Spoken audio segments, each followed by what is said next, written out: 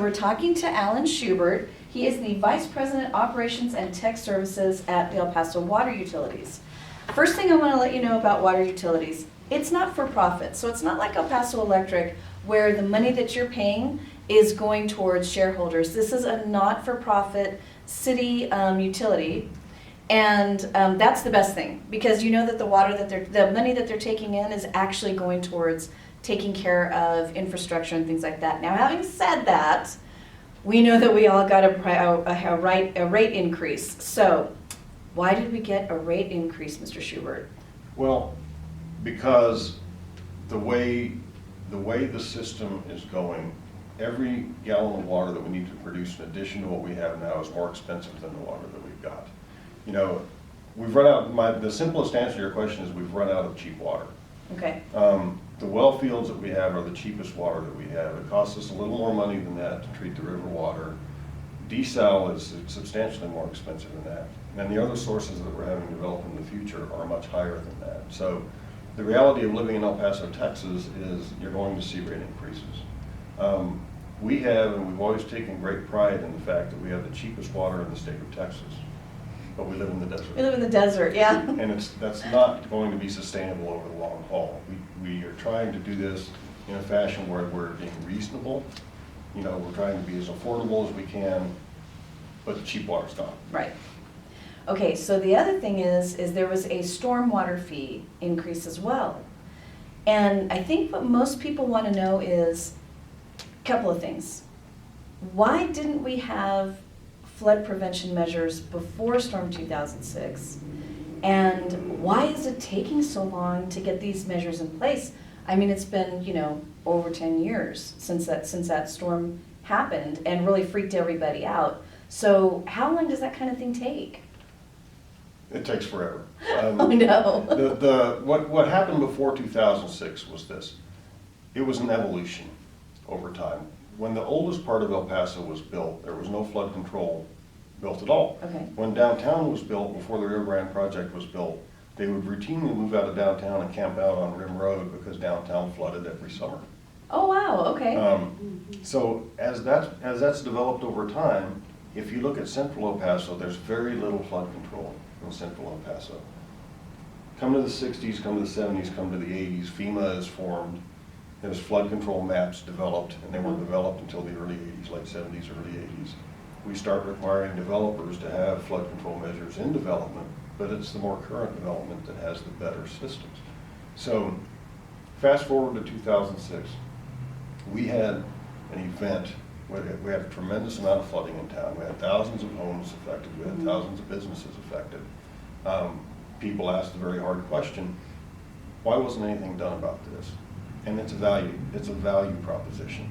City councils in the past hadn't put a priority on flood control in favor of other things. Right, because we hardly ever flood. Right, trying to keep taxes low, trying to build parks, trying to build libraries, trying to do whatever. So at that time, the city council decided with the PSB, let's do something.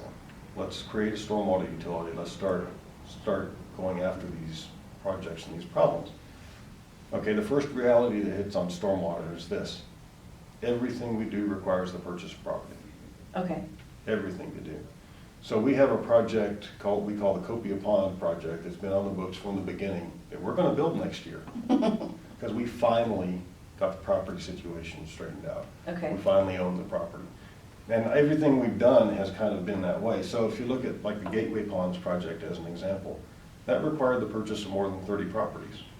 Took us a little while. If you look at what we're doing in Northeast El Paso right now, we're purchasing 74 properties. And you know, you've got residences, you've got churches, you've got businesses. We try to be as respectful as we can to people and as fair as we can to people, and it takes time. Okay, so how many more rate increases can we expect, and really why do you need them? Well, because the stormwater utility is what I call a shoestring utility. The total revenue for that utility is just over $20 million per year, which in a city the size of El Paso is spread pretty thin. We've got 260 some square miles of city. When the utility was formed, actually the rates were higher And the Car Dealers Association and the Apartment Owners Association got the PSB to scale them back 38% from what was approved in 2009. Okay. The rate increases that we're doing are getting us back to where we started Okay. at this point.